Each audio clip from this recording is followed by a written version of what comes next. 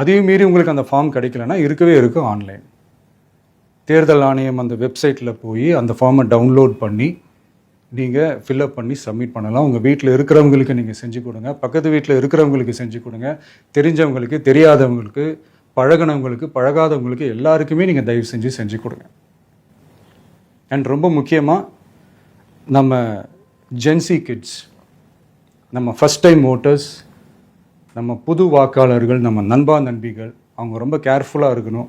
நான் ஆல்ரெடி சொன்ன மாதிரி உங்களுக்கான ஃபார்ம், அந்த ஃபார்ம் நம்பர் 6, அதை கரெக்டான டீட்டெயில்ஸோட கரெக்டான உங்கள் டாக்குமெண்ட்ஸை வச்சு அதை சப்மிட் பண்ணுங்கள்.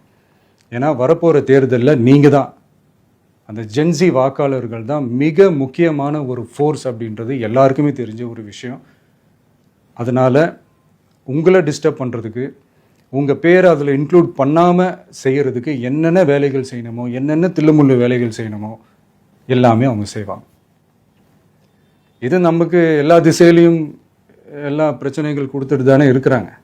அது டிஃபால்ட்டாக நடந்துட்டு தான் இருக்கும், அது ஒன்றும் பண்ண முடியாது. ஸோ அந்த மாதிரி ஓட்டு போடுற விஷயத்துலேயும் அவங்க என்ன உத்தரமராக மாறவா போகிறாங்க? இப்போ நான் சில மீட்டிங்ஸ்லலாம் ரிப்பீட்டடாக ஒரு விஷயம் நான் சொல்கிறேன்ல, 2 பேருக்கு நடுவில் தான் போட்டி அப்படின்ட்டு. அது மேடைக்கு மேடை அவங்க அதை ப்ரூவ் பண்ணிகிட்டு இருக்கிறாங்க. அதனால் தோழர்களே, வரப்போகிற தேர்தலில் நம்ம யாருன்னு காட்டணும், நம்ம பலம் என்னன்னு காட்டணும். அதுக்காக அந்த பலமான, அந்த பவர்ஃபுல்லான ஆயுதத்தை நம்ம கையில் எடுக்கணும். அந்த ஆயுதம் வேறு எதுவுமே இல்லை, ஓட்டு, வாக்கு, ஜனநாயகம். அது இருந்தால் தான் நம்ம அந்த வெற்றியை நோக்கியே நம்மளால் பயணிக்க முடியும். தமிழ்நாடே அந்த வாக்குச்சாவடி முன்னாடி திரண்டு நிற்கணும். அதை பார்த்துட்டு தமிழ்நாடே தமிழக வெற்றி கழகமா, இல்லை தமிழக வெற்றி கழகம் தான் தமிழ்நாடா அப்படின்ற மாதிரி இருக்கணும். வீடுன்னு ஒன்று இருந்தால் தான் ஓடு மாற்ற முடியும்னு அறிஞர் அண்ணா அவர்கள் சொல்லியிருக்கிறாங்க. அந்த மாதிரி ஓட்டுன்னு ஒன்று இருந்தால் தான் இந்த நாட்டையே காப்பாற்ற முடியும்.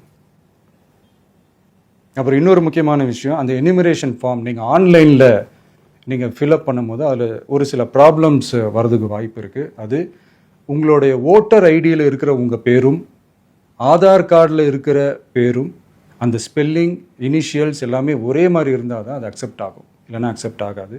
அது கொஞ்சம் கேர்ஃபுல்லாக பண்ணுங்கள். அது கொஞ்சம் யூசர் ஃப்ரெண்ட்லியாக இருக்கலாமேன்னு கேட்டதுக்கு அதெல்லாம் முடியாது, அதுக்கெலாம் வாய்ப்பு இல்லை, அதுக்கெலாம் ஆளுங்க இல்லை, பண்ண முடியாதுன்னு ரிப்ளை பண்ணிட்டாங்க.